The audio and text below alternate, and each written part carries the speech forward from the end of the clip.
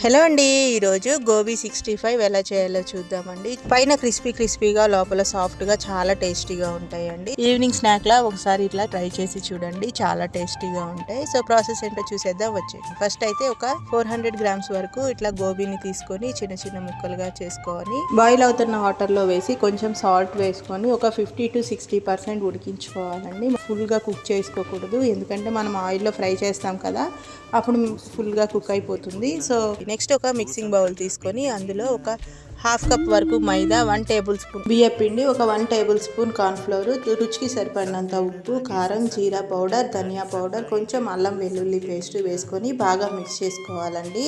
తగినన్ని వాటర్ వేసుకొని మనం బజ్జీ పిండి లాగా మిక్స్ చేసుకోవాలండి. మీకు నచ్చితే కనుక ఫుడ్ కలర్ యాడ్ చేసుకోవచ్చు, లేదంటే స్కిప్ చేసేసుకోవచ్చు. బాగా మిక్స్ చేసేసుకొని పక్కన పెట్టేసుకోవాలండి. నెక్స్ట్ ఉడికించుకున్న గోబీ ఉంది కదండి, దాన్ని మొత్తం వాటర్ అంతా కూడా తీసేసి స్ట్రైన్ చేసుకోవాలి. నెక్స్ట్ స్ట్రైన్ చేసుకున్న పీసెస్ అంతా కూడా మనం మిక్స్ చేసుకున్న మైదా మిక్చర్లో వేసుకొని బాగా పిండి అంతా కూడా బాగా ముక్కకు పట్టేంత వరకు బాగా మిక్స్ చేసుకొని బాగా కాగిన ఆయిల్లో డీప్ ఫ్రై చేసుకోవాలండి. వేసిన వెంటనే మిక్స్ చేయకుండా ఒక 2 minutes అలా ఆగిన తర్వాత గరిటెతో తిప్పుకుంటూ గోల్డెన్ బ్రౌన్ వచ్చేంత వరకు డీప్ ఫ్రై చేసుకోవాలండి.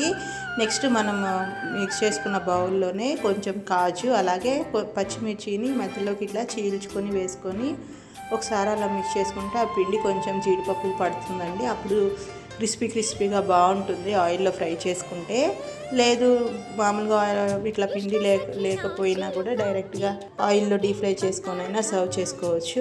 మొత్తం కూడా మనం మీడియం ఫ్లేమ్లో పెట్టుకొని ఫ్రై చేసుకోవాలండి, లేదంటే కనుక పైన కలర్ వచ్చేస్తాయి, లోపల వేగవు సరిగ్గా. సో పచ్చిమిర్చి కూడా వేగిన తర్వాత కరివేపాకు వేసుకొని అది కొంచెం ఫ్రై అయిన తర్వాత తీసేసి గోబీ పైన వేసుకోవడమేనండి.